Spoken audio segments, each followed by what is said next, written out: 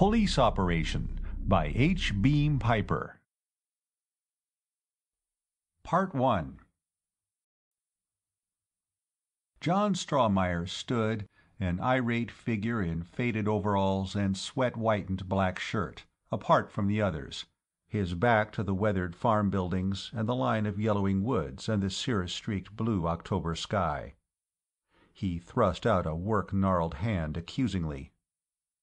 "That there heifer was worth $250, he clamored. "And that there dog was just like one of the family. And now look at him. I don't like to use profane language, but you'n's got to do something about this." Steve Parker, the district game protector, aimed his Leica at the carcass of the dog and snapped the shutter. "We're doing something about it," he said shortly. Then he stepped 10 feet to the left and edged around the mangled heifer, choosing an angle for his camera shot. The two men in gray whipcords of the state police, seeing that Parker was through with the dog, moved in and squatted to examine it. The one with the triple chevrons on his sleeves took it by both forefeet and flipped it over on its back. It had been a big brute, of nondescript breed, with a rough black and brown coat. Something had clawed it deeply about the head. Its throat was slashed transversely several times, and it had been disemboweled by a single slash that had opened its belly from breastbone to tail. They looked at it carefully, and then went to stand beside Parker while he photographed the dead heifer. Like the dog, it had been talon-raked on either side of the head, and its throat had been slashed deeply several times. In addition, flesh had been torn from one flank in great strips. "I can't kill a bear out of season, no," Strawmeyer continued his plaint. "But a bear comes and kills my stock and my dog, and that there's all right. That's the kind of deal a farmer always gets in this state. I don't like to use profane language." "Then don't," Parker barked at him impatiently. "Don't use any kind of language. Just put it in your claim and shut up." He turned to the men in whipcords and gray Stetsons. "You boys seen everything?" he asked. "Then let's go." They walked briskly back to the barnyard, Strawmeyer following them, still vociferating about the wrongs of the farmer at the hands of a cynical and corrupt state government. They climbed into the state police car, the sergeant and the private in front, and Parker into the rear, laying his camera on the seat beside a Winchester carbine. "Weren't you pretty short with that fellow back there, Steve?"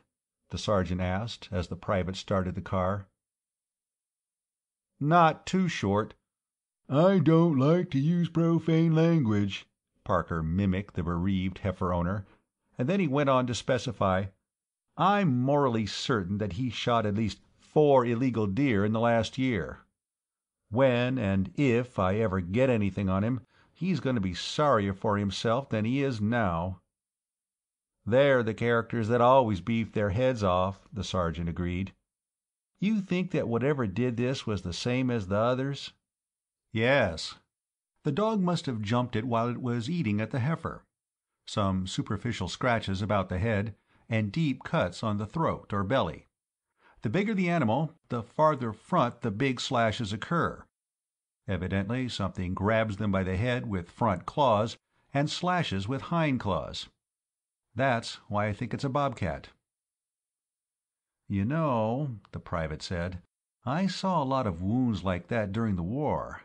My outfit landed on Mindanao, where the guerrillas had been active, and this looks like bolo work to me." "The surplus stores are full of machetes and jungle knives," the sergeant considered. "I think I'll call up Doc Winters at the county hospital and see if all his squirrel fodder is present and accounted for." "But most of the livestock was eaten at, like the heifer," Parker objected. "By definition, nuts have abnormal tastes," the sergeant replied. "Or the eating might have been done later, by foxes." "I hope so. That'll let me out," Parker said. "Ha! Listen to the man, the private howled, stopping the car at the end of the lane. He thinks a nut with a machete and a Tarzan complex is just good, clean fun. Which way now? Well, let's see. The sergeant had unfolded a quadrangle sheet. The game protector leaned forward to look at it over his shoulder. The sergeant ran a finger from one to another of a series of variously colored crosses which had been marked on the map. Monday night, over here on Copperhead Mountain. That cow was killed, he said. The next night, about 10 o'clock, that sheep flock was hit on this side of Copperhead, right about here. Early Wednesday night, that mule got slashed up in the woods back of the western farm. It was only slightly injured. Must have kicked the Watset and got away. But the Watset wasn't too badly hurt, because a few hours later it hit that turkey flock on the Reimer farm. And last night it did that. He jerked a thumb over his shoulder at the Strawmeyer farm. See, following the ridges, working toward the southeast, avoiding open ground, killing only at night. Could be a bobcat at that. Or Jinx's maniac with the machete, Parker agreed. Let's go up by Hinman's Gap and see if we can see anything. They turned after a while into a rutted dirt road, which deteriorated steadily into a grass-grown track through the woods. Finally they stopped, and the private backed off the road. The three men got out, Parker with his Winchester, the sergeant checking the drum of a Thompson, and the private pumping a buckshot shell into the chamber of a riot gun. For half an hour they followed the brush-grown trail beside the little stream. Once they passed a dark gray commercial model jeep back to one side. Then they came to the head of the gap. A man wearing a tweed coat, tan field boots, and khaki breeches was sitting on a log, smoking a pipe. He had a bolt-action rifle across his knees, and a pair of binoculars hung from his neck. He seemed about 30 years old, and any Bobby Soxer's idol of the screen would have envied him the handsome regularity of his strangely immobile features. As Parker and the two state policemen approached, he rose, slinging his rifle, and greeted them. "Sergeant Haynes, isn't it?" he asked pleasantly. "Are you gentlemen out hunting the critter, too?" "Good afternoon, Mr. Lee. I thought that was your jeep I saw down the road a little." The sergeant turned to the others. "Mr. Richard Lee, staying at the old Kinchwater place, the other side of Rudders Fort. This is Mr. Parker, the district game protector, and Private Zinkowski." He glanced at the rifle. "Are you out hunting for it, too?" "Yes, I thought I might find something up here. What do you think it is?" "I don't know," the sergeant admitted. "It could be a bobcat, Canada lynx. Jink here has a theory that it's some escapee from the paper doll factory with a machete. Me, I hope not, but I'm not ignoring the possibility." The man with the matinee idol's face nodded. "It could be a lynx. I understand they're not unknown in this section." "We paid bounties on 2 in this county in the last year," Parker said. "Odd rifle you have there. Mind if I have a look at it?" "Not at all." The man who had been introduced as Richard Lee unslung and handed it over. "The chamber's loaded," he cautioned. "I never saw one like this," Parker said. "Foreign?" "I think so. I don't know anything about it. It belongs to a friend of mine, who loaned it to me. I think the action's German, or Czech. The rest of it's a custom job, by some West Coast gunmaker. It's chambered for some ultra-velocity wildcat load." The rifle passed from hand to hand. The three men examined it in turn, commenting admiringly. "You find anything, Mr. Lee?" the sergeant asked, handing it back. "Not a trace." The man called Lee slung the rifle and began to dump the ashes from his pipe. "I was along the top of this ridge for about a mile on either side of the gap, and down the other side as far as Hinman's Run. I didn't find any tracks, or any indication of where it had made a kill." The game protector nodded, turning to Sergeant Haynes. "There's no use us going any farther," he said. 10 to 1, it followed that line of woods back of Strawmeyer's and crossed over to the other ridge. I think our best bet would be the hollow at the end of Lowry's Run. What do you think?" The sergeant agreed. The man called Richard Lee began to refill his pipe methodically. "I think I shall stay here for a while, but I believe you're right. Lowry's Run, or across Lowry's Gap into Coon Valley," he said. After Parker and the state policeman had gone, the man whom they had addressed as Richard Lee returned to his log and sat smoking, his rifle across his knees. From time to time he glanced at his wristwatch and raised his head to listen. At length, faint in the distance, he heard the sound of a motor starting. Instantly he was on his feet. From the end of the hollow log on which he had been sitting he produced a canvas musette bag. Walking briskly to a patch of damp ground beside the little stream, he leaned the rifle against a tree and opened the bag. First he took a pair of gloves of some greenish rubber-like substance and put them on, drawing the long gauntlets up over his coat sleeves. Then he produced a bottle and unscrewed the cap. Being careful to avoid splashing his clothes, he went about pouring a clear liquid upon the ground in several places. Where he poured, white vapors rose, and twigs and grass crumbled into brownish dust. After he had replaced the cap and returned the bottle to the bag, he waited for a few minutes, then took a spatula from the musette and dug where he had poured the fluid, prying loose 4 black, irregular-shaped lumps of matter, which he carried to the running water and washed carefully before wrapping them and putting them in the bag along with the gloves. Then he slung bag and rifle and started down the trail to where he had parked the jeep. Half an hour later, after driving through the little farming village of Rudders Fort, he pulled into the barnyard of a run-down farm and backed through the open doors of the barn. He closed the double doors behind him and barred them from within. Then he went to the rear wall of the barn, which was much closer the front than the outside dimensions of the barn would have indicated. He took from his pocket a black object like an automatic pencil. Hunting over the rough plank wall, he found a small hole and inserted the pointed end of the pseudo-pencil, pressing on the other end. For an instant nothing happened. Then a 10-foot square section of the wall receded 2 feet and slid noiselessly to one side. The section which had slid inward had been built of 3-inch steel, masked by a thin covering of boards. The wall around it was 2-foot concrete, similarly camouflaged. He stepped quickly inside. Fumbling at the right side of the opening, he found a switch and flicked it. Instantly, the massive steel plate slid back into place with a soft, oily click. As it did, lights came on within the hidden room, disclosing a great semi-globe of some fine metallic mesh, 30 feet in diameter and 15 in height.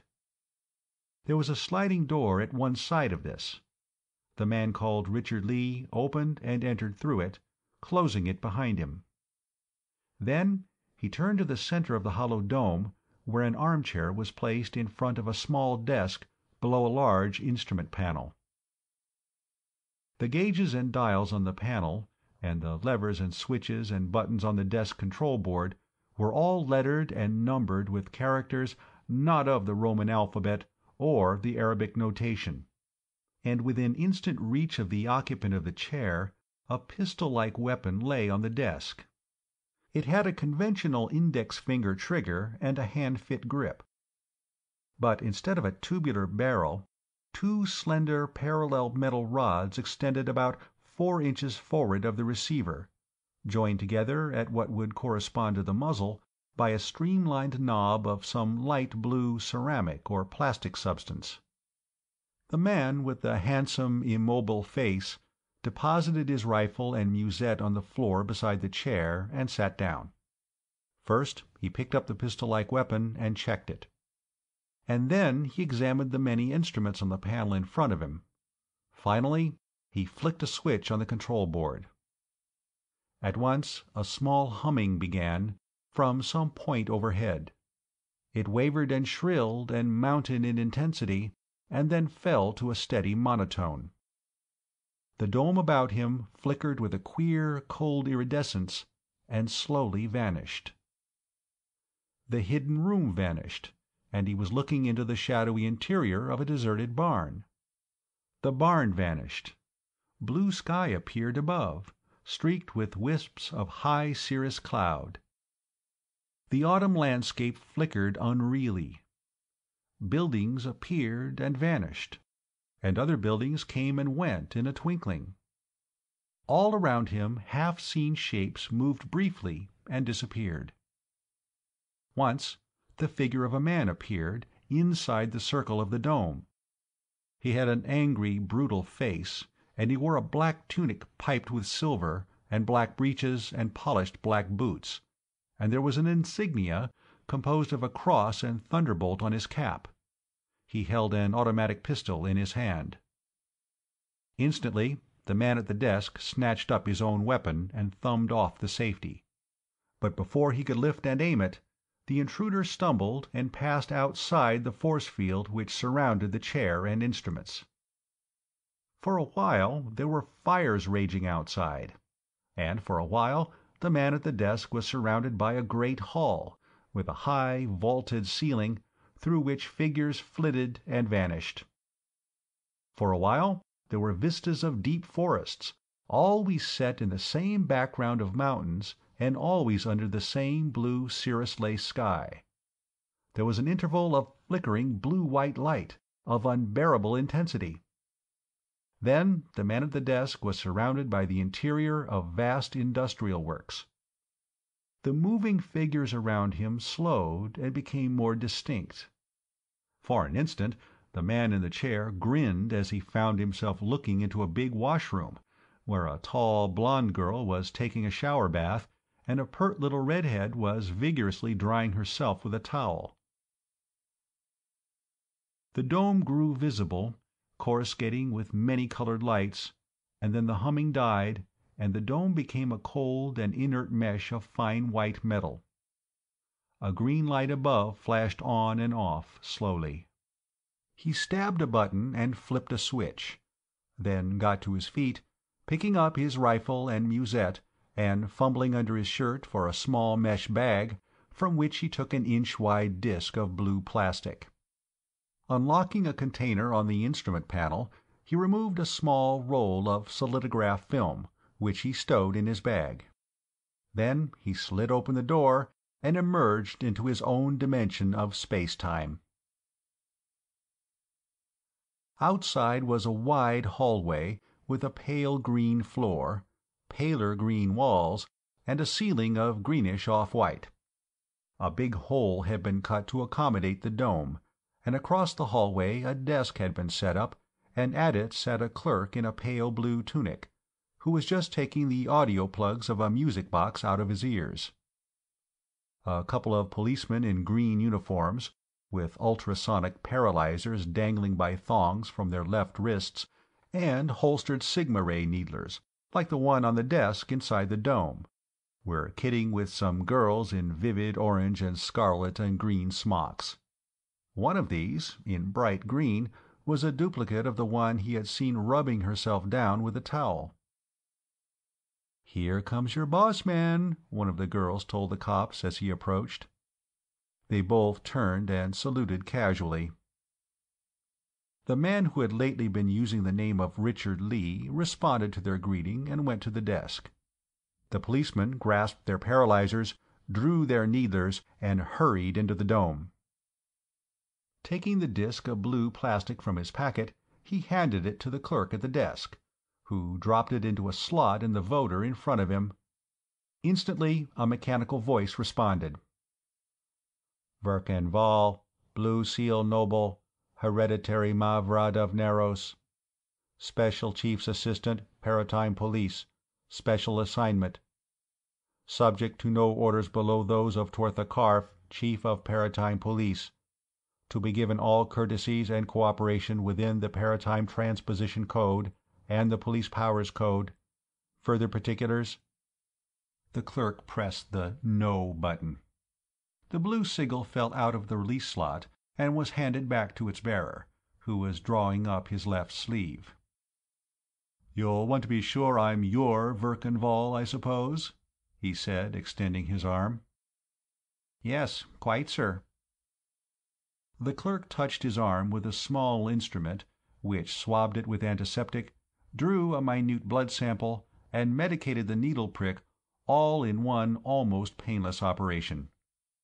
He put the blood sample on a slide and inserted it at one side of a comparison microscope, nodding. It showed the same distinctive permanent colloid pattern as the sample he had ready for comparison.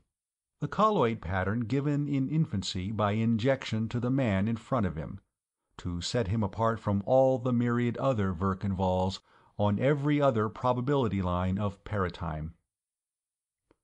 "Right, sir," the clerk nodded.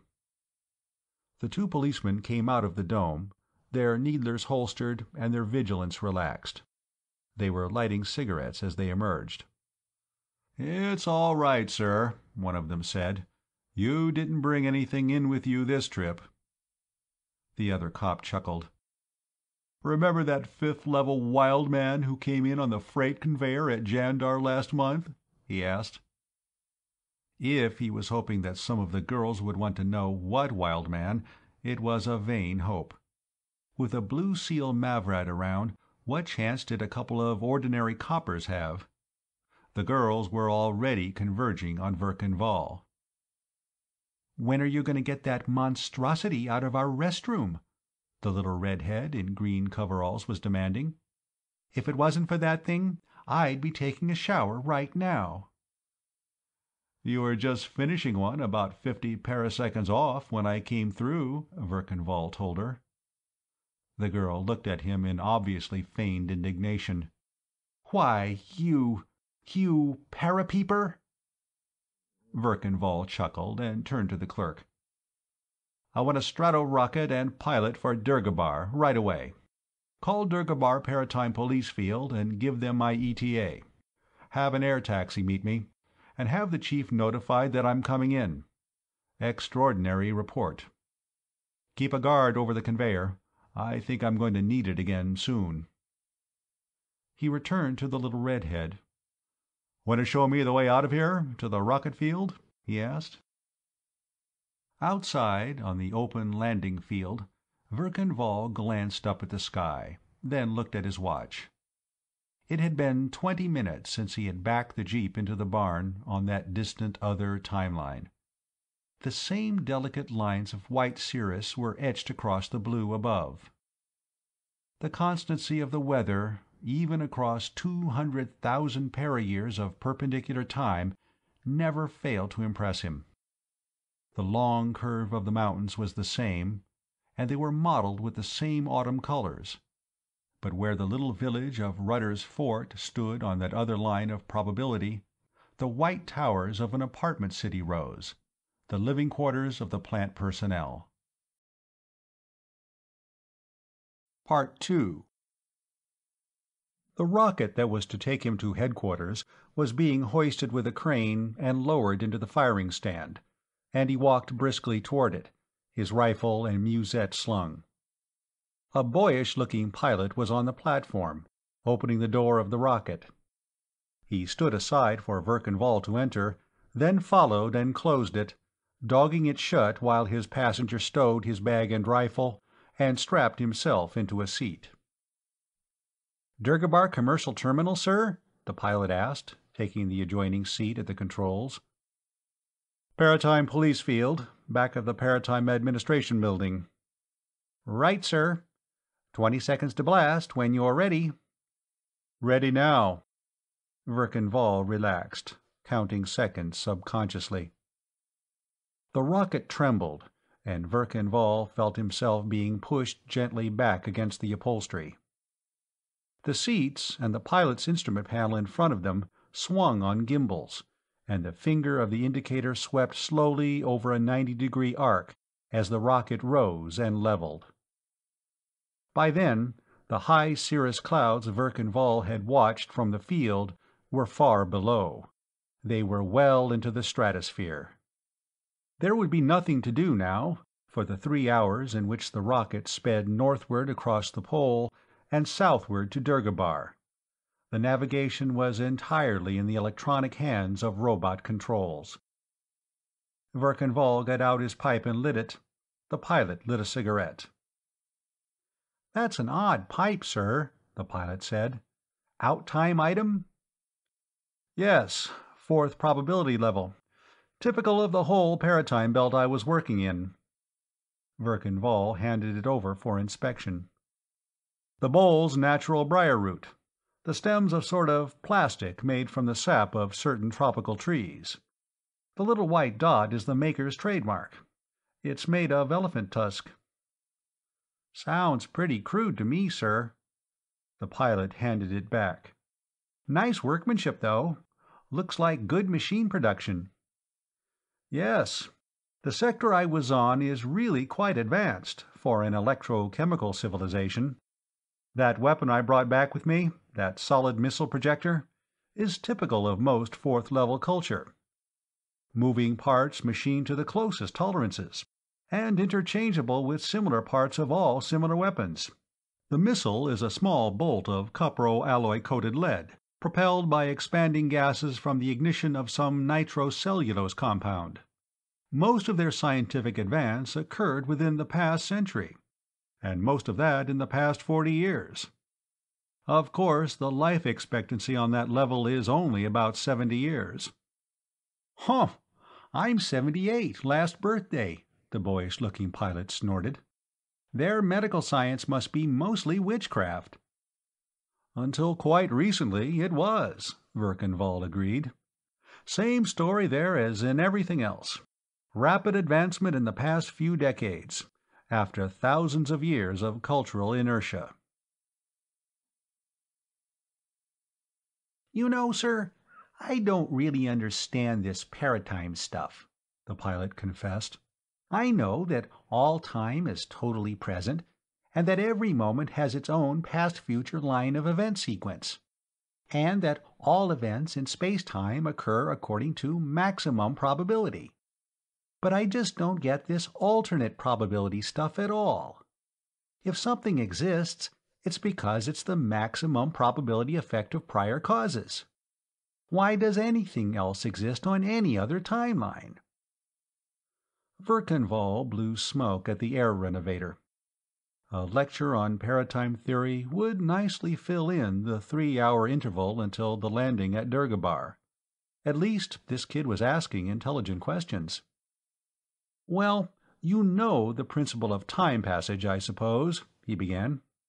"Yes, of course. Rogam's doctrine. The basis of most of our psychical science. We exist perpetually at all moments within our lifespan. Our extra-physical ego component passes from the ego existing at one moment to the ego existing at the next. During unconsciousness, the EPC is time-free. It may detach and connect at some other moment with the ego existing at that time point. That's how we precog. We take an auto-hypno and recover memories brought back from the future moment and buried in the subconscious mind." "That's right," Verkan told him. "And even without the auto-hypno, a lot of precognitive matter leaks out of the subconscious and into the conscious mind, usually in distorted forms, or else inspires instinctive acts, the motivation for which is not brought to the level of consciousness. For instance, suppose you're walking along North Promenade in Dhergabar, and you come to the Martian Palace Cafe, and you go in for a drink, and meet some girl, and strike up an acquaintance with her. This chance acquaintance develops into a love affair, and, a year later, out of jealousy, she rays you half a dozen times with a needler. "Just about happened to a friend of mine not long ago," the pilot said. "Go on, sir." "Well, in the microsecond or so before you die, or afterward for that matter, because we know that the extra-physical component survives physical destruction, your EPC slips back a couple of years and reconnects at some point pastward of your first meeting with this girl, and carries with it memories of everything up to the moment of detachment, all of which are indelibly recorded in your subconscious mind. So, when you re-experience the event of standing outside the Martian palace with a thirst, you go on to the Starway, or Nergal's, or some other bar. In both cases, on both timelines, you followed the line of maximum probability. In the second case, your subconscious future memories are an added causal factor. And when I backslip after I've been needled, I generate a new timeline, is that it? Verkenval made a small sound of impatience. "No such thing," he exclaimed. "It's semantically inadmissible to talk about the total presence of time with one breath and about generating new timelines with the next. All timelines are totally present in perpetual coexistence. The theory is that the EPC passes from one moment on one timeline to the next moment on the next timeline, so that the true passage of the EPC from moment to moment is a two-dimensional diagonal. So, in the case we're using, the event of your going into the Martian palace exists on one timeline, and the event of your passing along to the Starway exists on another, but both are events in real existence. Now, what we do in paratime transposition is to build up a hypertemporal field to include the timeline we want to reach, and then shift over to it. Same point in the plenum, same point in primary time, plus primary time elapsed during mechanical and electronic lag in the relays, but a different line of secondary time. Then why don't we have past-future time travel on our own timeline? The pilot wanted to know. That was a question every paratimer has to answer every time he talks paratime to the laity. Verkenval had been expecting it. He answered patiently. The Galdron-Hesthor field generator is like every other mechanism. It can operate only in the area of primary time in which it exists. It can transpose to any other timeline and carry with it anything inside its field, but it can't go outside its own temporal area of existence, any more than a bullet from that rifle can hit a target a week before it's fired, Verkenval pointed out. Anything inside the field is supposed to be unaffected by anything outside. Supposed to be is the way to put it. It doesn't always work. Once in a while, something pretty nasty gets picked up in transit. He thought briefly of the man in the black tunic. That's why we have armed guards at terminals. Suppose you pick up a blast from a nucleonic bomb, the pilot asked, or something red hot, or radioactive. We have a monument at Paratime Police headquarters in Dhergabar, bearing the names of our own personnel who didn't make it back. It's a large monument. Over the past 10,000 years, it's been inscribed with quite a few names. You can have it. I'll stick to rockets, the pilot replied. Tell me another thing, though. What's all this about levels and sectors and belts? What's the difference?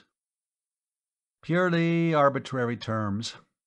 There are 5 main probability levels, derived from the 5 possible outcomes of the attempt to colonize this planet 75,000 years ago. We're on the first level, complete success, and colony fully established. The 5th level is the probability of complete failure. No human population established on this planet, and indigenous quasi-human life evolved indigenously. On the 4th level, the colonists evidently met with some disaster, and lost all memory of their extraterrestrial origin, as well as all extraterrestrial culture. As far as they know, they are an indigenous race. They have a long prehistory of Stone Age savagery. Sectors are areas of paratime on any level in which the prevalent culture has a common origin and common characteristics. They are divided more or less arbitrarily into subsectors. Belts are areas within subsectors where conditions are the result of recent alternate probabilities. For instance, I've just come from the Europo-American sector of the 4th level, an area of about 10,000 parayears in depth, in which the dominant civilization developed on the northwest continent of the major landmass, and spread from there to the minor landmass. The line on which I was operating is also part of a subsector of about 3,000 parayears depth and a belt developing from one of several probable outcomes of a war concluded about 3 elapsed years ago.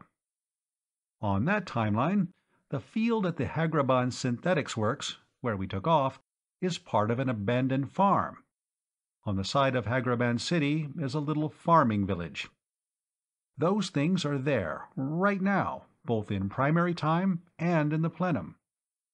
They are about 250,000 parayears perpendicular to each other, and each is of the same general order of reality. The red light overhead flashed on. The pilot looked into his visor and put his hands to the manual controls in case of failure of the robot controls. The rocket landed smoothly, however. There was a slight jar as it was grappled by the crane and hoisted upright, the seats turning in their gimbals. Pilot and passenger unstrapped themselves and hurried through the refrigerated outlet and away from the glowing hot rocket. An air taxi, emblazoned with the device of the Paratime Police, was waiting. Verkenval said goodbye to the rocket pilot and took his seat beside the pilot of the air cab. The latter lifted his vehicle above the building level and then set it down on the landing stage of the Paratime Police building in a long side-swooping glide. An express elevator took Verkenval down to one of the middle stages, where he showed his sigil to the guard outside the door of Tortha Karf's office, and was admitted at once. The Paratime Police chief rose from behind his semicircular desk with its array of keyboards and viewing screens and communicators. He was a big man, well past his 200th year. His hair was iron gray and thinning in front. He had begun to grow thick at the waist, and his calm features bore the lines of middle age. He wore the dark green uniform of the Paratime Police. "Well, Vol," he greeted, "everything secure?" "Not exactly, sir." Verkenval came around the desk, deposited his rifle and bag on the floor, and sat down in one of the spare chairs. "I'll have to go back again." "So?" His chief lit a cigarette and waited. "I traced Gavron's Sarn." Verkenval got out his pipe and began to fill it. "But that's only the beginning. I have to trace something else. Gavron's Sarn exceeded his paratime permit, and took one of his pets along. A Venusian Nighthound." Tortha Karf's expression did not alter. It merely grew more intense. He used one of the short, semantically ugly terms which serve in place of profanity as the emotional release of a race that has forgotten all the taboos and terminologies of supernaturalistic religion and sex inhibition. "You're sure of this, of course?" It was less a question than a statement. Verkenval bent and took cloth-wrapped objects from his bag, unwrapping them and laying them on the desk. They were casts, in hard black plastic, of the footprints of some large three-toed animal. "What do these look like, sir?" he asked. Tortha Karf fingered them and nodded. Then he became as visibly angry as a man of his civilization and culture level ever permitted himself. "What does that fool think we have a paratime code for?" he demanded. It's entirely illegal to transpose any extraterrestrial animal or object to any timeline on which space travel is unknown. I don't care if he is a green seal, Thavrad. He'll face charges when he gets back for this." "He was a green seal, Thavrad," Verkanvall corrected. "And he won't be coming back." "I hope you didn't have to deal summarily with him," Torthakarf said. "With his title and social position, and his family's political importance, that might make difficulties. Not that it wouldn't be all right with me, of course, but we never seem to be able to make either the management or the public realize the extremities to which we are forced at times." He sighed. "We probably never shall." Verkanvall smiled faintly. "Oh no, sir, nothing like that. He was dead before I transposed to that timeline. He was killed when he wrecked a self-propelled vehicle he was using. One of those fourth-level automobiles.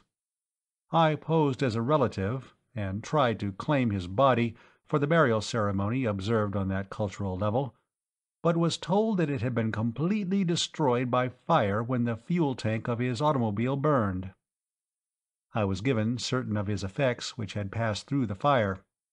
I found his sigil concealed inside what appeared to be a cigarette case."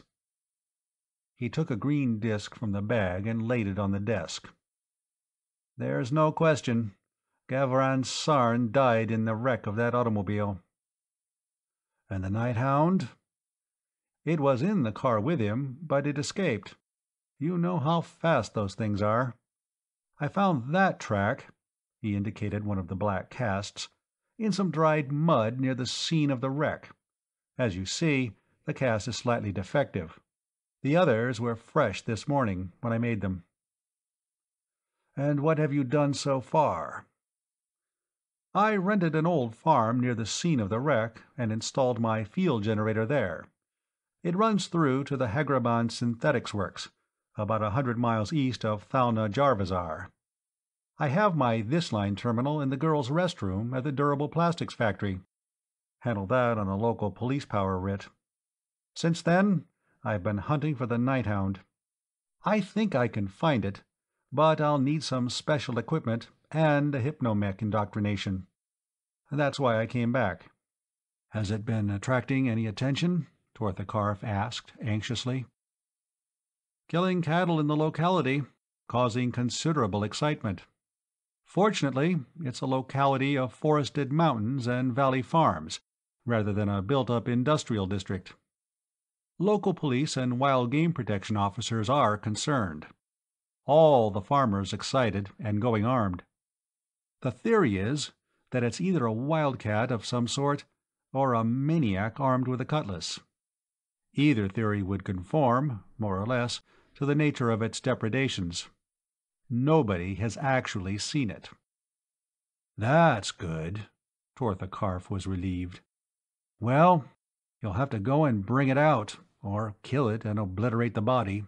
You know why as well as I do." "Certainly, sir," Verkanvall replied. "In a primitive culture, things like this would be assigned supernatural explanations, and embedded in the locally accepted religion. But this culture, while nominally religious, is highly rationalistic in practice. Typical lag effect, characteristic of all expanding cultures. And this Europo-American sector really has an expanding culture. 150 years ago, the inhabitants of this particular timeline didn't even know how to apply steam power. Now they've begun to release nuclear energy, in a few crude forms." Torthakarf whistled softly. "That's quite a jump. There's a sector that'll be in for trouble in the next few centuries." "That is realized locally, sir." Verkanvall concentrated on relighting his pipe for a moment, then continued. "I would predict space travel on that sector within the next century. Maybe the next half-century, at least to the moon. And the art of taxidermy is very highly developed. Now, Suppose some farmer shoots that thing. What would he do with it, sir?" Tortha Karf grunted. "Nice logic, Vol. On a most uncomfortable possibility. He'd have it mounted, and it'd be put in a museum somewhere. And as soon as the first spaceship reaches Venus, and they find those things in a wild state, they'll have the mounted specimen identified." "Exactly. And then, instead of beating their brains about where their specimen came from, they'll begin asking when it came from. They're quite capable of such reasoning, even now." 100 years isn't a particularly long time, Tortha Karf considered. "I'll be retired then, but you'll have my job, and it'll be your headache. You'd better get this cleaned up now, while it can be handled. What are you going to do?" "I'm not sure now, sir. I want a hypno-mech indoctrination first." Verkan Vall gestured toward the communicator on the desk. "May I?" he asked. "Certainly." Tortha Karf slid the instrument across the desk. "Anything you want." "Thank you, sir." Verkan Vall snapped on the code index, found the symbol he wanted, and then punched it on the keyboard. "Special Chief's Assistant Verkan Vall," he identified himself. "Speaking from the office of Tortha Karf, Chief Paratime Police. I want a complete hypno-mech on Venusian Nighthounds. Emphasis on wild state. Special emphasis domesticated Nighthounds reverted to wild state in terrestrial surroundings. Extra special emphasis hunting techniques applicable to same. The word Nighthound will do for trigger symbol." He turned to Tortha Karf. "Can I take it here?" Tortha Karf nodded, pointing to a row of booths along the far wall of the office. "Make setup for wired transmission. I'll take it here." "Very well, sir, in 15 minutes," a voice replied out of the communicator. Verkan Vall slid the communicator back. "By the way, sir, I had a hitchhiker on the way back. Carried him about 100 or so para-years. Picked him up about 300 para-years after leaving my other line terminal. Nasty-looking fellow in a black uniform. Looked like one of those private army stormtroopers you find all through that sector. Armed and hostile. I thought I'd have to ray him, but he blundered outside the field almost at once. I have a record if you'd care to see it." "Yes, put it on." Tortha Karf gestured toward the solidograph projector. "It's set for a miniature reproduction here on the desk. That'll be all right?" Verkan Vall nodded, getting out the film and loading it into the projector. When he pressed a button, a dome of radiance appeared on the desktop, 2 feet in width and a foot in height. In the middle of this appeared a small solidograph image of the interior of the conveyor, showing the desk and the control board and the figure of Verkan Vall seated at it. The little figure of the stormtrooper appeared, pistol in hand. The little Verkan Vall snatched up his tiny needler. The stormtrooper moved into one side of the dome and vanished. Verkan Vall flipped a switch and cut out the image. "Yes, I don't know what causes that, but it happens now and then," Tortha Karf said. "Usually at the beginning of a transposition. I remember when I was just a kid, about 150 years ago, 139 to be exact, I picked up a fellow on the 4th level, just about where you're operating, and dragged him a couple of 100 para-years.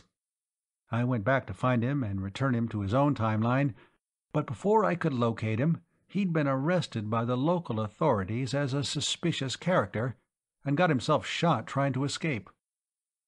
I felt badly about that, but—" Tortha Karf shrugged. "Anything else happen on the trip?" "I ran through a belt of intermittent nucleonic bombing on the 2nd level."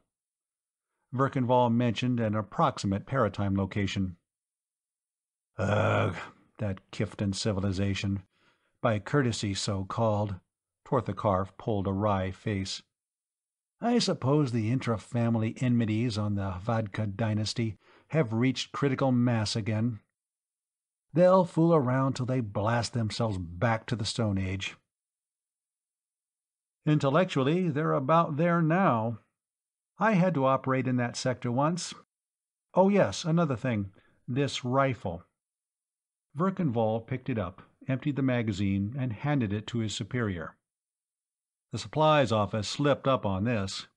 It's not appropriate to my line of operation. It's a lovely rifle, but it's about 200% in advance of existing arms design on my line.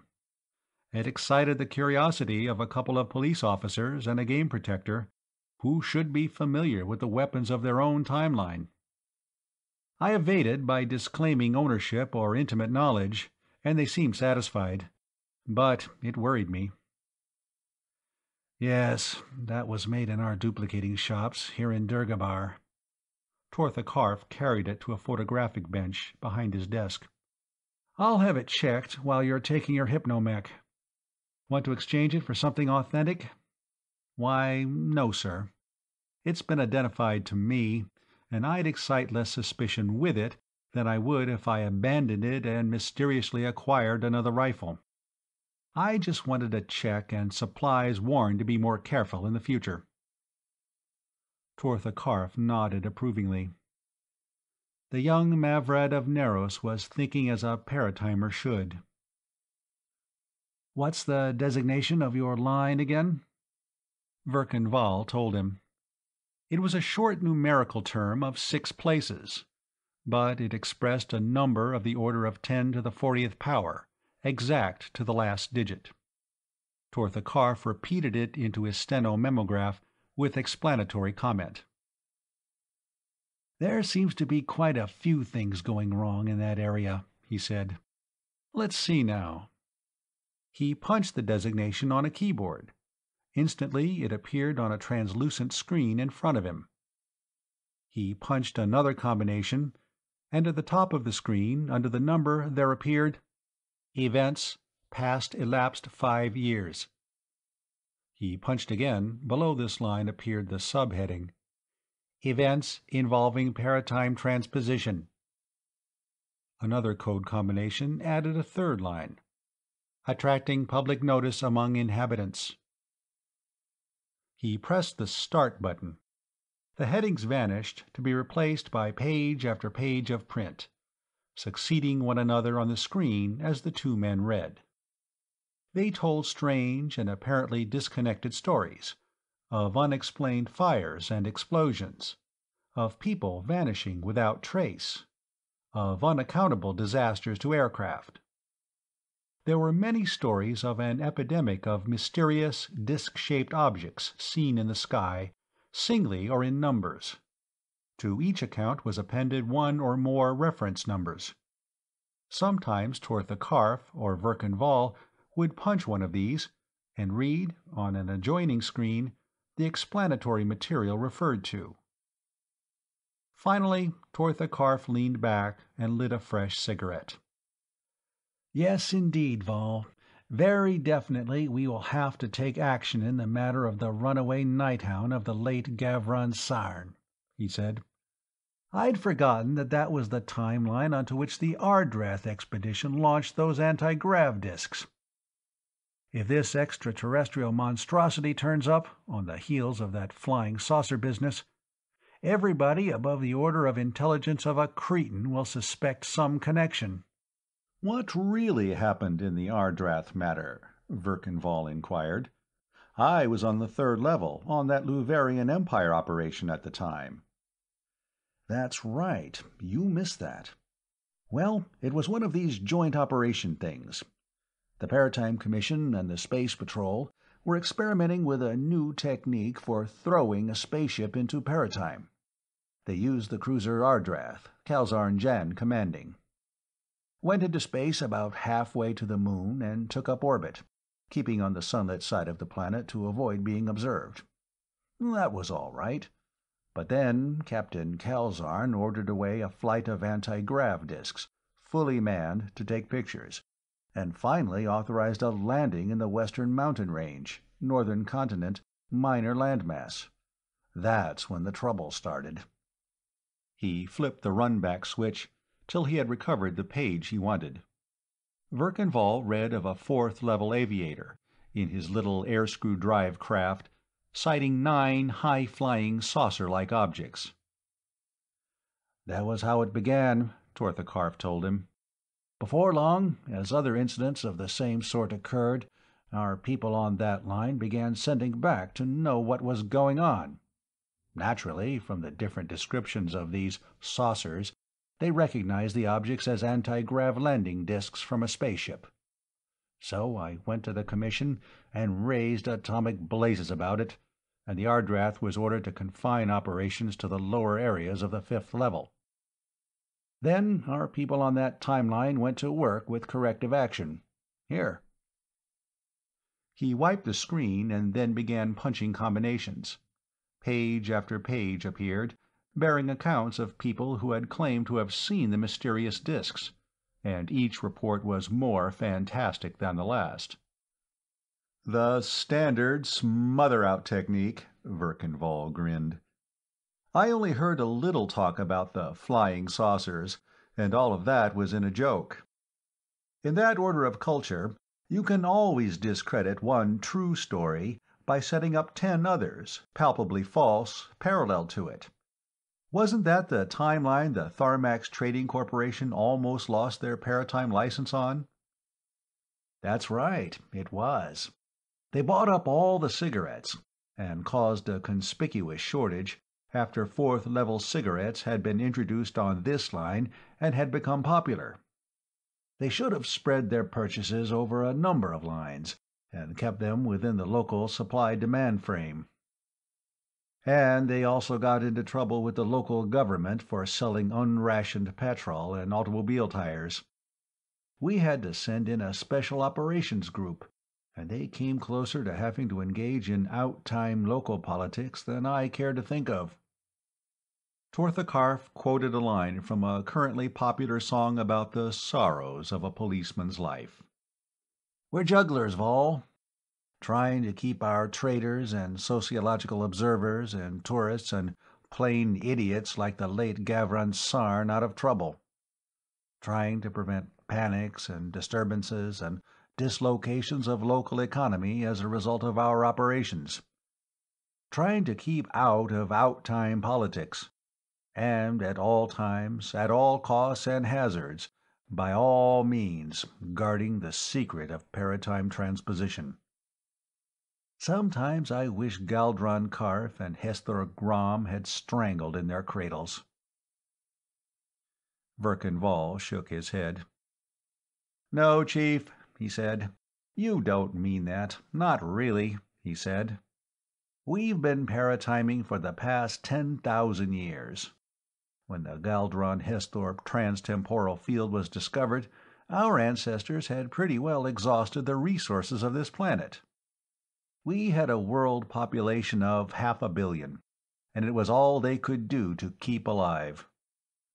After we began paratime transposition, our population climbed to 10 billion, and there it stayed for the last 8,000 years. Just enough of us to enjoy our planet and the other planets of our system to the fullest. Enough of everything for everybody, that nobody needs to fight anybody for anything. We've tapped the resources of those other worlds on other timelines, a little here, a little there, and not enough to really hurt anybody. We've left our mark in a few places, the Dakota Badlands and the Gobi on the 4th level, for instance, but we've done no great damage to any of them. Except the time they blew up half the southern island continent over about 500 para-years on the 3rd level, Torthakarf mentioned. "Regrettable accident, to be sure," Verkenval conceded. "And look how much we've learned from the experiences of those other timelines. During the crisis, after the 4th Interplanetary War, we might have adopted Palnar Sarn's Dictatorship of the Chosen scheme, if we hadn't seen what an exactly similar scheme had done on the Jack Haka civilization, on the 2nd level. When Palnar Sarn was told about that, he went into Paratime to see for himself, and when he returned, he renounced his proposal in horror. Tortha Karf nodded. He wouldn't be making any mistake in turning his post over to the Mavrad of Neros on his retirement. "Yes, Val, I know," he said. "But when you've been at this desk as long as I have, you'll have a sour moment or two now and then, too." A blue light flashed over one of the booths across the room. Verkan Vall got to his feet, removing his coat and hanging it on the back of his chair, and crossed the room, rolling up his left shirt sleeve. There was a relaxer chair in the booth, with a blue plastic helmet above it. He glanced at the indicator screen to make sure he was getting the indoctrination he called for, and then sat down in the chair and lowered the helmet over his head, inserting the earplugs and fastening the chin strap. Then he touched his left arm with an injector which was lying on the arm of the chair, and at the same time flipped the starter switch. Soft, slow music began to chant out of the earphones. The insidious fingers of the drug blocked off his senses one by one. The music diminished, and the words of the hypnotic formula lulled him to sleep. He woke, hearing the lively strains of dance music. For a while he lay relaxed. Then he snapped off the switch, took out the earplugs, removed the helmet, and rose to his feet. Deep in his subconscious mind was the entire body of knowledge about the Venusian Nighthound. He mentally pronounced the word, and at once it began flooding into his conscious mind. He knew the animal's evolutionary history, its anatomy, its characteristics, its dietary and reproductive habits, how it hunted, how it fought its enemies, how it eluded pursuit, and how best it could be tracked down and killed. He nodded. Already a plan for dealing with Gavron Sarn's renegade pet was taking shape in his mind. He picked up a plastic cup from the dispenser, filled it from a cooler tap with amber-colored spiced wine, and drank, tossing the cup into the disposal bin. He placed a fresh injector on the arm of the chair, ready for the next user of the booth. Then he emerged, glancing at his fourth-level wristwatch and mentally translating to the first-level timescale. 3 hours had passed. There had been more to learn about his quarry than he had expected. Tortha Karf was sitting behind his desk, smoking a cigarette. It seemed as though he had not moved since Verkan Vall had left him, though the special agent knew that he had dined, attended several conferences, and done many other things. "I checked up on your hitchhiker, Val," the chief said. "We won't bother about him. He's a member of something called the Christian Avengers, one of those typical Europo-American race and religious hate groups. He belongs in a belt that is the outcome of the Hitler victory of 1940, whatever that was. Something unpleasant, I dare say. We don't owe him anything. People of that sort should be stepped on, like cockroaches. And he won't make any more trouble on the line where you dropped him than they have there already. It's in a belt of complete social and political anarchy. Somebody probably shot him as soon as he emerged, because he wasn't wearing the right sort of uniform. 1940 what, by the way? Elapsed years since the birth of some religious leader, Verkan Vall explained. And did you find out about my rifle? Oh, yes. It's reproduction of something that's called a Sharps Model 37-235 Electrospeed Express. Made on an adjoining Paratime belt by a company that went out of business 67 years ago, elapsed time, on your line of operation. What made the difference was the Second War between the states. I don't know what that was either. I'm not too well up on fourth-level history. But whatever, your line of operation didn't have it. Probably just as well for them, though they very likely had something else, as bad or worse. I put in a complaint to supplies about it, and you got some more ammunition and reloading tools. Now, Tell me what you're going to do about this Nighthound business." Tortha Karf was silent for a while after Verkenval had finished. "You're taking some awful chances, Vol," he said at length. "The way you plan doing it, the advantages will all be with the Nighthound. Those things can see as well at night as you can in daylight. I suppose you know that, though. You're the Nighthound specialist now." "Yes, but they're accustomed to Venus hotland marshes. It's been dry weather for the last 2 weeks, all over the northeastern section of the northern continent. I'll be able to hear it, long before it gets close to me.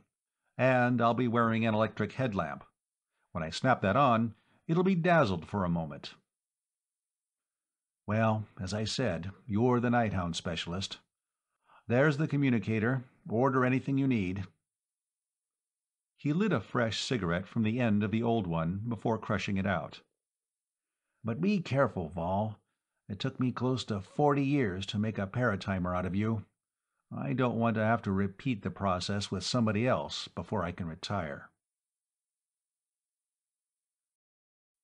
Part 3. The grass was wet as Verkenval, who reminded himself that here he was called Richard Lee, crossed the yard from the farmhouse to the ramshackle barn in the early autumn darkness. It had been raining that morning when the Strato-Rocket from Dhergabar had landed him at the Hagreb synthetic works on the first level. Unaffected by the probabilities of human history, the same rain had been coming down on the old Kinch farm near Rudders Fort on the fourth level, and it had persisted all day in a slow, deliberate drizzle. He didn't like that. The woods would be wet, muffling his quarry's footsteps, and canceling his only advantage over the night prowler he hunted. He had no idea, however, of postponing the hunt. If anything, the rain had made it all the more imperative that the Nighthound be killed at once. At this season, a falling temperature would speedily follow. The Nighthound, a creature of the hot Venus marshes, would suffer from the cold, and, taught by years of domestication to find warmth among human habitations, it would invade some isolated farmhouse, or worse, one of the little valley villages. If it were not killed tonight, the incident he had come to prevent would certainly occur. Going to the barn, he spread an old horse blanket on the seat of the jeep, laid his rifle on it, and then backed the jeep outside. Then he took off his coat, removing his pipe and tobacco from the pockets, and spread it on the wet grass. He unwrapped a package and took out a small plastic spray gun he had brought with him from the first level. Aiming it at the coat and pressing the trigger until it blew itself empty. A sickening, rancid fetor tainted the air. The scent of the giant poison roach of Venus, the one creature for which the Nighthound bore an inborn, implacable hatred. It was because of this compulsive urge to attack and kill the deadly poison roach that the first human settlers on Venus, long millennia ago, had domesticated the ugly and savage Nighthound. He remembered that the Gavron family derived their title from their vast Venus Hotlands estates, that Gavron Sarn, the man who had brought this thing to the fourth level, had been born on the inner planet. When Verkenval donned that coat, he would become his own living bait for the murderous fury of the creature he sought. At that moment, mastering his queasiness and putting on the coat, he objected less to that danger than to the hideous stench of the scent, to obtain which a valuable specimen had been sacrificed at the Dhergabar Museum of Extraterrestrial Zoology the evening before. Carrying the wrapper and the spray gun to an outside fireplace, he snapped his lighter to them and tossed them in. They were highly inflammable, blazing up and vanishing in a moment. He tested the electric headlamp on the front of his cap, checked his rifle, drew the heavy revolver, an authentic product of his line of operation, and flipped the cylinder out and in again. Then he got into the jeep and drove away. For half an hour He drove quickly along the valley roads. Now and then he passed farmhouses, and dogs, puzzled and angered by the alien scent his coat bore, barked furiously. At length he turned into a back road, and from this to the barely discernible trace of an old log road. The rain had stopped, and in order to be ready to fire in any direction at any time, he had removed the top of the Jeep. Now he had to crouch below the windshield to avoid overhanging branches. Once 3 deer, a buck and 2 does, stopped in front of him and stared for a moment, then bounded away in a flutter of white tails. He was driving slowly now, laying behind him a reeking trail of scent. There had been another stock killing the night before, while he had been on the first level. The locality of the latest depredation had confirmed his estimate of the beast's probable movements, and indicated where it might be prowling tonight. He was certain that it was somewhere near. Sooner or later it would pick up the scent. Finally he stopped, snapping out his lights. He had chosen this spot carefully, while studying the geological survey map that afternoon. He was on the grade of an old railroad line, now abandoned and its track long removed, which had served the logging operations of 50 years ago. On one side, the mountain slanted sharply upward. On the other, it fell away sharply. If the Nighthound were below him, it would have to climb that 45-degree slope, and could not avoid dislodging loose stones or otherwise making a noise. He would get out on that side. If the Nighthound were above him, the Jeep would protect him when it charged. He got to the ground, thumbing off the safety of his rifle, and an instant later he knew that he had made a mistake which could easily cost him his life. A mistake from which neither his comprehensive logic nor his hypnotically acquired knowledge of the beast's habits had saved him. As he stepped to the ground, facing toward the front of the Jeep, he heard a low, whining cry behind him, and a rush of padded feet. He whirled, snapping on the headlamp with his left hand and thrusting out his rifle pistol-wise in his right. For a split second he saw the charging animal, its long, lizard-like head split in a toothy grin, its talon-tipped forepaws extended. He fired, and the bullet went wild. The next instant the rifle was knocked from his hand. Instinctively he flung up his left arm to shield his eyes. Claws raked his left arm and shoulder. Something struck him heavily along the left side, and his cap light went out as he dropped and rolled under the Jeep, drawing in his legs and fumbling under his coat for the revolver. In that instant he knew what had gone wrong. His plan had been entirely too much of a success. The Nighthound had winded him as he had driven up the old railroad grade, and had followed. Its best running speed had been just good enough to keep it 100 or so feet behind the Jeep, and the motor noise had covered the padding of its feet.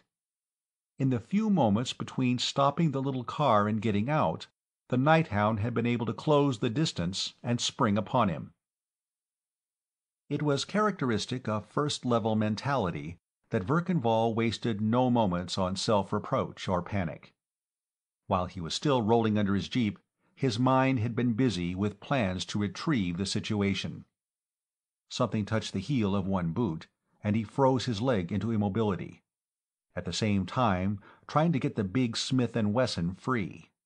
The shoulder holster, he found, was badly torn, though made of the heaviest skirting leather, and the spring which retained the weapon in place had been wrenched and bent until he needed both hands to draw.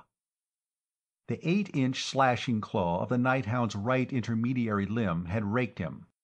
Only the instinctive motion of throwing up his arm, and the fact that he wore the revolver in a shoulder holster, had saved his life. The Nighthound was prowling around the Jeep, whining frantically. It was badly confused. It could see quite well, even in the close darkness of the starless night. Its eyes were of a nature capable of perceiving infrared radiations as light. There were plenty of these. The Jeep's engine, lately running on four-wheel drive, was quite hot. Had he been standing alone, especially on this raw, chilly night, Verkenval's own body heat would have lighted him up like a jack-o'-lantern. Now, however, the hot engine above him masked his own radiations. Moreover, the poison roach scent on his coat was coming up through the floorboard and mingling with the scent on the seat. Yet the Nighthound couldn't find the 2.5-foot insect-like thing that should have been producing it. Verkenval lay motionless, wondering how long the next move would be in coming. Then he heard a thud above him, followed by a furious tearing as the Nighthound ripped the blanket and began rending at the seat cushion. "Hope it gets a paw full of seat springs," Verkenval commented mentally. He had already found a stone about the size of his 2 fists, and another slightly smaller, and had put one in each of the side pockets of the coat. Now he slipped his revolver into his waist belt and writhed out of the coat, shedding the ruined shoulder holster at the same time. Wriggling on the flat of his back, he squirmed between the rear wheels until he was able to sit up behind the Jeep. Then, swinging the weighted coat, he flung it forward, over the Nighthound and the Jeep itself, at the same time drawing his revolver. Immediately, the Nighthound, lured by the sudden movement of the principal source of the scent, jumped out of the Jeep and bounded after the coat, and there was considerable noise in the brush on the lower side of the railroad grade. At once, Verkenval swarmed into the Jeep and snapped on the lights. His stratagem had succeeded beautifully. The stinking coat had landed on the top of a small bush, about 10 feet in front of the Jeep and 10 feet from the ground. The Nighthound, erect on its haunches, was reaching out with its front paws to drag it down and slashing angrily at it with its single-clawed intermediary limbs. Its back was to Verkenval. His sights clearly defined by the lights in front of him, the paratimer centered them on the base of the creature's spine, just above its secondary shoulders, and carefully squeezed the trigger. The big .357 Magnum bucked in his hand and belched flame and sound. If only these fourth-level weapons weren't so confoundedly boisterous. And the Nighthound screamed and fell. Recocking the revolver, Verkenval waited for an instant, then nodded in satisfaction. The beast's spine had been smashed, and its hindquarters, and even its intermediary fighting limbs, had been paralyzed. He aimed carefully for a second shot, and fired into the base of the thing's skull. It quivered and died.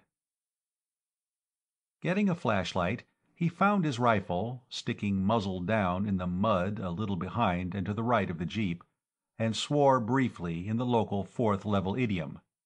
For Verkenval was a man who loved good weapons, be they sigma-ray needlers, neutron disruption blasters, or the solid missile projectors of the lower levels.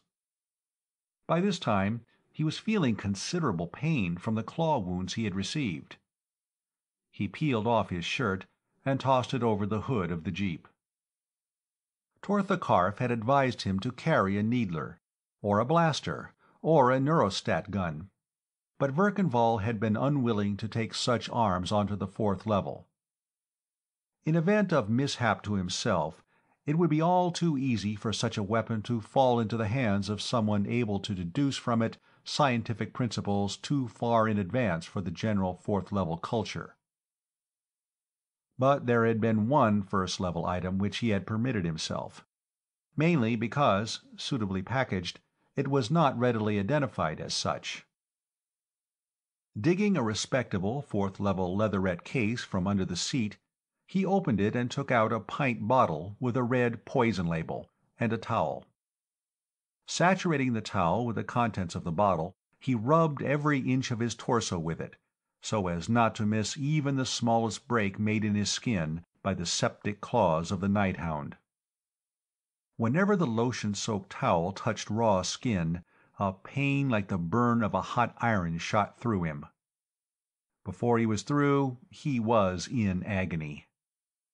Satisfied that he had disinfected every wound, he dropped the towel and clung weakly to the side of the jeep.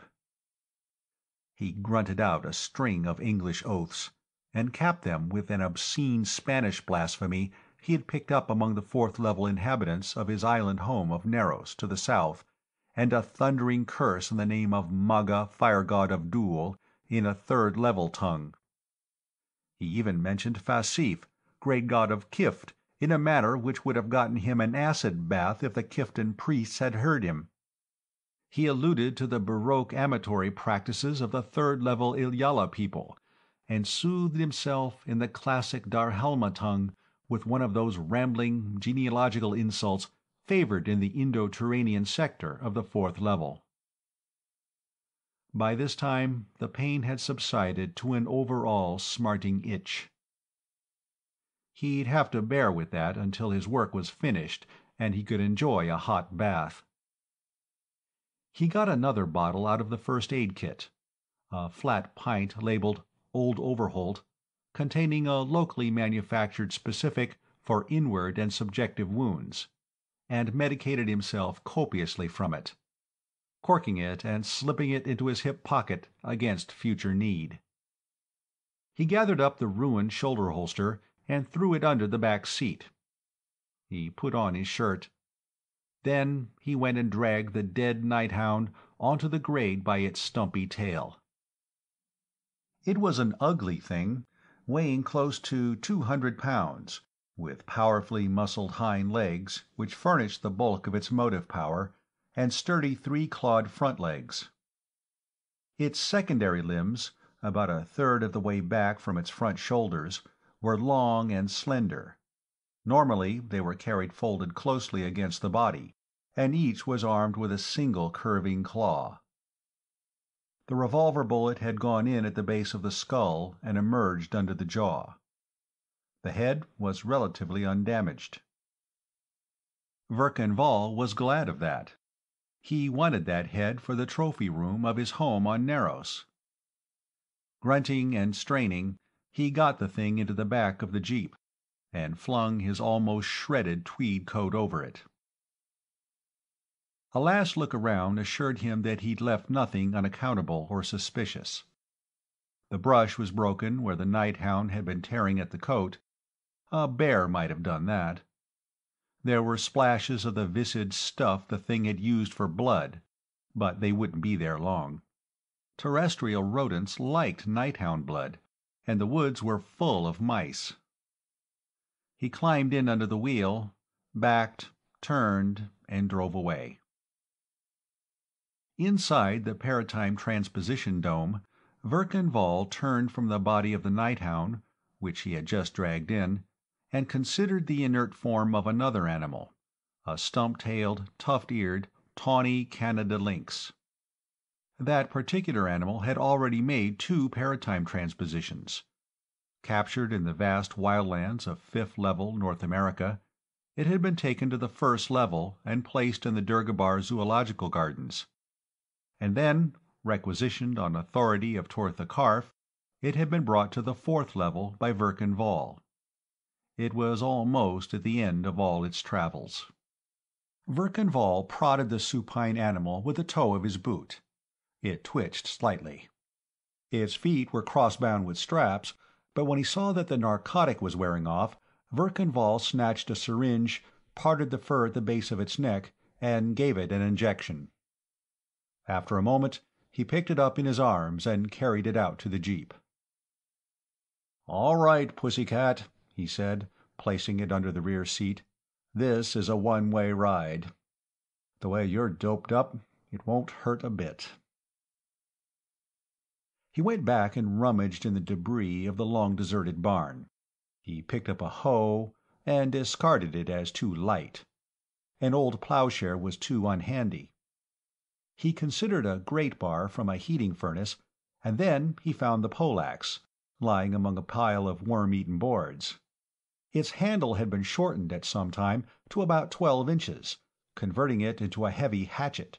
He weighed it and tried it on a block of wood, and then, Making sure that the secret door was closed, he went out again and drove off. An hour later he returned.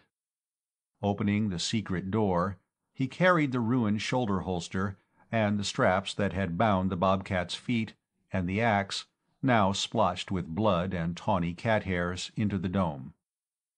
Then he closed the secret room and took a long drink from the bottle on his hip. The job was done. He would take a hot bath and sleep in the farmhouse till noon, and then he would return to the first level.